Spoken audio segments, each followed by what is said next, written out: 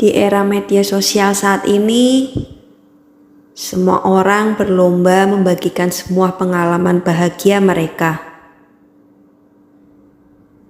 Karena hal ini pula, banyak orang terjebak dalam sikap membanding-bandingkan segala hal, mulai dari hal remeh hingga hal besar kita bandingkan.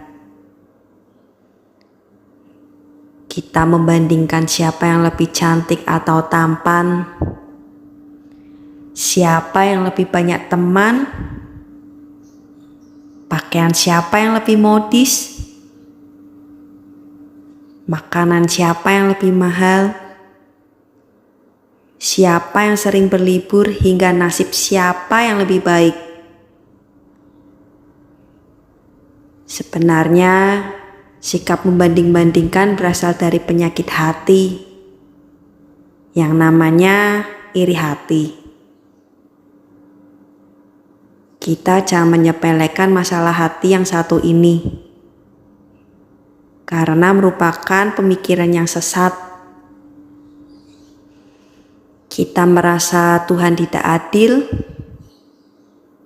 dan Tuhan tidak berhak bersikap murah hati kepada orang lain lebih daripada kepada kita. Bersyukur kita masih bisa memilih menu makanan. Bersyukur kita masih bisa mentertawakan hidup ini bersama teman-teman yang membuat hidup kita lebih berwarna. Bersyukur kita masih bisa memiliki baju yang bervariasi dalam seminggu.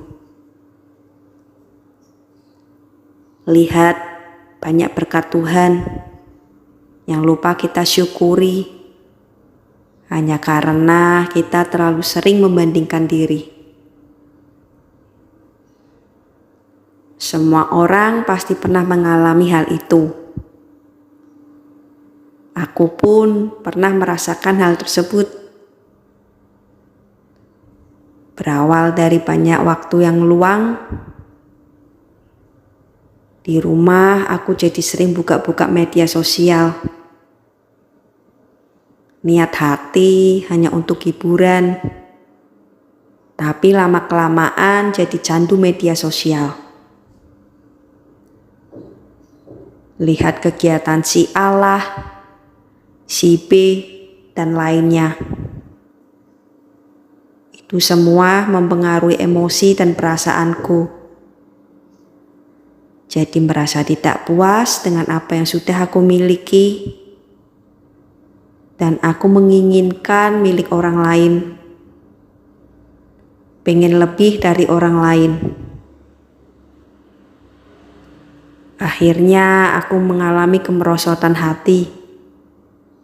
Jadi suka membanding-bandingkan, kurang bersyukur, dan cenderung sinis terhadap orang lain. Semuanya itu sia-sia. Seharusnya waktu luang aku pergunakan untuk hal yang lebih produktif.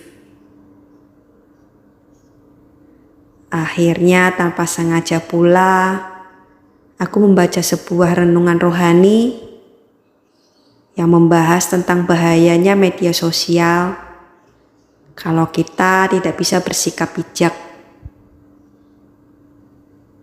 Dan ternyata kalau kita terus-menerus memelihara iri hati, kita melewatkan berkat Tuhan. Mudah bersungut-sungut dan sulit menikmati hidup. Kita pun bisa kehilangan sebuah hubungan karena kita tidak merasa damai sejahtera dan kita hanya mementingkan diri sendiri. Setelah membaca itu semua, aku merasa iri hati itu bagaikan penyakit kanker yang akan menggerogoti diri kita sendiri. Di situ aku mulai belajar mempergunakan waktu luangku untuk hal-hal yang lebih positif daripada scroll-scroll media sosial. Memang tidak segampang itu, tapi dari niat yang ingin berubah jadi lebih baik, semuanya akan berbuah manis. Kita lebih bersyukur atas berkat Tuhan dalam hidup kita. Tidak perlu membanding-bandingkan, karena Tuhan sudah menentukan panggilan hidup kita masing-masing.